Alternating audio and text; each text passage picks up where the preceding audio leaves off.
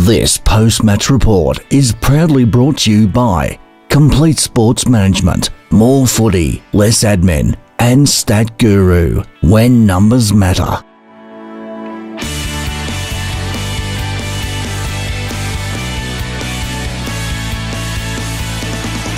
Hi, I'm Mitch. Welcome to Victoria Park, where we've seen a tough match for Park Orchard Sharks, going down by 90 points against Fitzroy.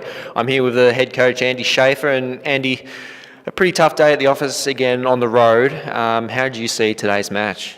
Yeah, look, up until half-time I thought it was nice and competitive. We were having a bit of a crack, and after half-time Fitzroy just kept running in numbers and just sort of killed us with their flood out of their back line. They were just prepared to run a hell of a lot more than us today, unfortunately. So, yeah. I would imagine that going into this game, your defensive unit would have been thinking long and hard about the competition today. I thought, especially as you said in the first half, they stood up really well and sort of repelled plenty of attack, and probably a lot of the turnovers probably a bit further up the ground. How did you see the defensive team effort today? Defensive was good. Once again, you got Trotto and McAuliffe down there doing a good job, but it's just the backup wasn't there for him today.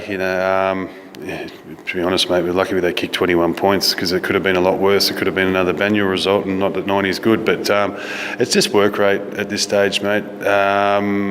You could see there was a couple of guys willing to put their head over the ball and work hard, but there's a lot of guys. We had a lot of passengers today, unfortunately. Mm-hmm. Looking to next week, a very important match against a pretty similarly placed Doncaster. Yep.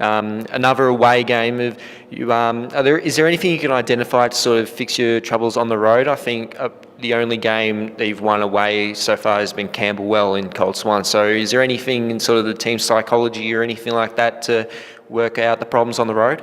No, look, mate, you got to bring your A game every game. First division football, hard. And as I just said to the guys after the game, if you're not all prepared to bring it, it's not going to click, is it? So it doesn't matter where you play footy. If you have a look at the ground out there, it's a beautiful ground to play football. So there's no excuses for travel at all. It's just that the willingness to actually want to have a crack on the day is going to have the result going your way, and that's exactly what we just said after the game. So. Okay.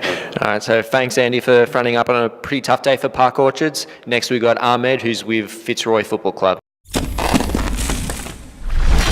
Thank you, Mitch. Here with Fitzroy's coach and captain, Robin McKenzie and Jack Hart. They just came from a pretty decisive win against Park Orchards. I'll start with you, coach. Your team came out firing. Again, picked up another decisive win. You must be proud. How do you feel they went? Yeah, look, we're really happy. Look, the good part about this competition is every team, it's really close. So we knew that Park Orchard still had games to play for, because they were hoping to get into the 4. So unfortunately for them, they dropped the game, but it just kept us on our toes. So it made us play some really strong football early. Yep, and over to you, captain. Your team came out and had another terrific job. How do you feel they played? Yeah, it was really good. The ball movement was pretty good. Nice and quick. I was pretty happy with today. And you in the ruck today and at centre half back, pretty dominant. Just about your game, how you feel you went today? Oh yeah, I was pretty happy. Just dropped a few marks here and there, but I was pretty happy. Yeah. Okay, and today you got back Donovan Tui and Marcel Ledlow. They've been out for a bit. How do you feel they played? And what's your role in making sure they bring their A game?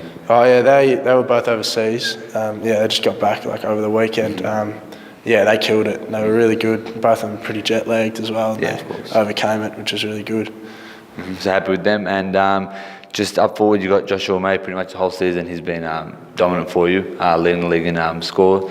So proud of the way he's gone. Yeah, he's killing it. The training efforts, I've been playing on him at training. He's been killing me. So he's really good. Yeah, fair enough. And I just do, coach, again. The percentage obviously important now with the Hawks up there with you in games 1.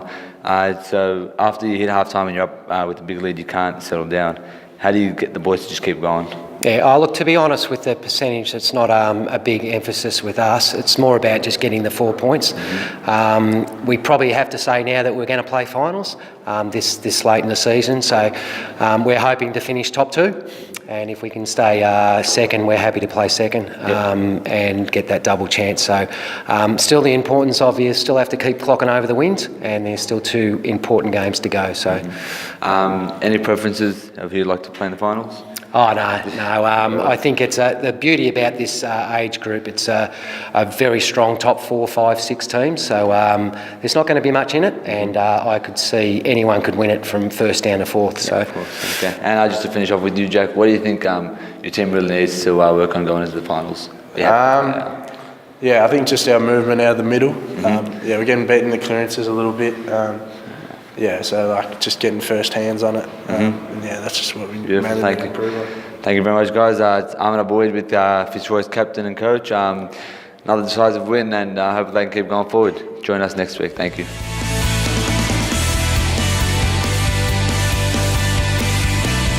This has been another Complete Sports Management production.